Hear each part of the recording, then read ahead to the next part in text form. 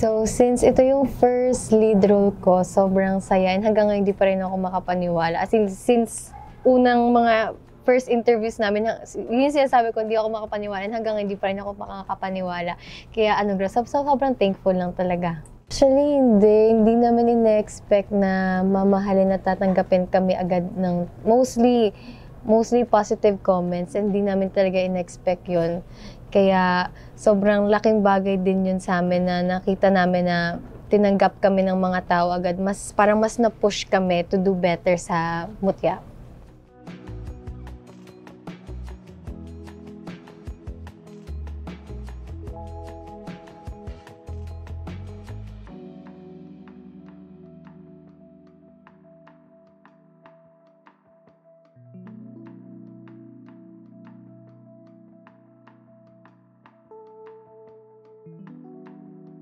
So ayun, nagkaroon kami ng audition for the roles. Tinignan kung kanino mag-fit yung mga roles na mga nandyan na available na roles. And parang pinagpipilian ata kami doon tatlo for JJ. Tapos parang sabi sa akin ni Boss Vic, oh, pinush kita dyan.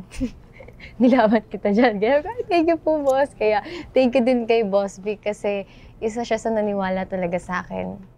Kahit siya yung nagsabi, hindi pa rin ako makapaniwala, as in. Kasi parang feeling ko, hanggat hindi pa kami nagtitaping, feeling ko ang dami pa rin changes na mangyayari. So, hindi pa ganun kapanatag yung loob ko na, yes, akin na yung role ni JJ. Hindi pa rin talaga. Kaya parang, habang hindi pa kami nagtitaping ng day one, wala, kabado pa din ako.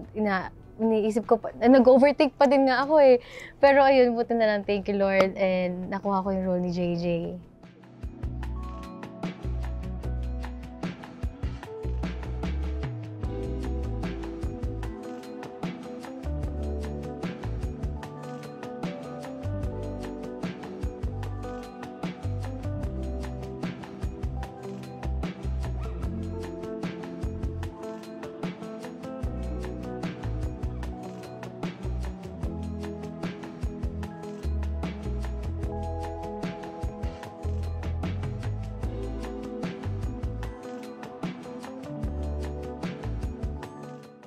Wala, sobrang saya lang talaga kasi hindi ko rin pinapapasok sa utak ko na ay ako si JJ. Wala, parang mas nagfo-focus ako sa kung ano yung dapat gawin ni JJ para mas ma-portray ko siya ng maayos. Part siguro, honestly, yung mga yung lahat ng halos naka-work ko ngayon, lahat mababait at lahat magagaan. Kahit tad si JJ everyday sa taping day namin, hindi ko nararamdaman yung pagod kasi sobrang gaan at ang babait ng mga nakakasama ko sa trabaho. Ito yung pinakamaganda dun kasi alam mo yun yung parang nagtatrabaho ka na tapos yung mga kasama mo pa sa trabaho magagaan. So mas hindi ko nararamdaman yung pagod. So pag uwi ko, literal na rest lang. Tapos sobrang excited ako every taping day namin.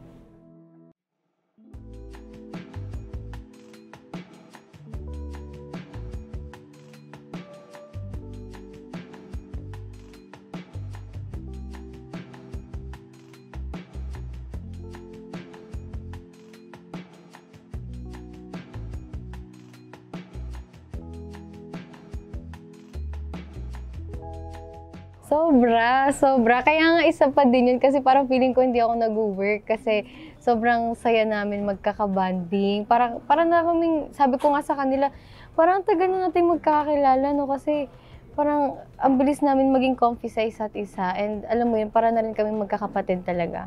Opo, makukulit, kulitan, ganyan. Isa sa mga natutunan ko talaga, importante matulog. Kasi minsan, kapag nagtitaping kami, minsan sobrang wala na ako talaga, nakaganyan na ako, gaganyan-ganyan na ako. Tapos parang pakiramdam ko, hindi ko nabibigay yung best ko kasi antok na ako. So parang kailangan ko talaga matulog para pagpasok ko sa work, make sure ko na mabibigay ko yung best ko, mabibigay ko lahat. So rest is important. Yes, rest talaga.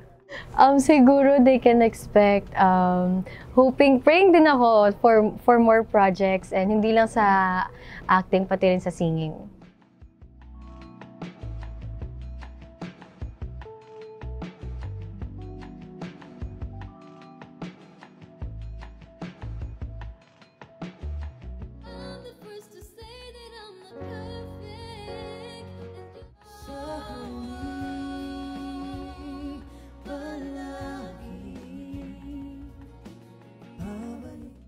Sabihin mo na kung anong gusto mo. Kahit ano'y gagawin para lang sa'yo. Hi guys! This is Ashley Noviga at iniimbitahan ko po kayo manood ng Ang Mutya ng Section E. New episodes every Friday po yan, only on Viva One.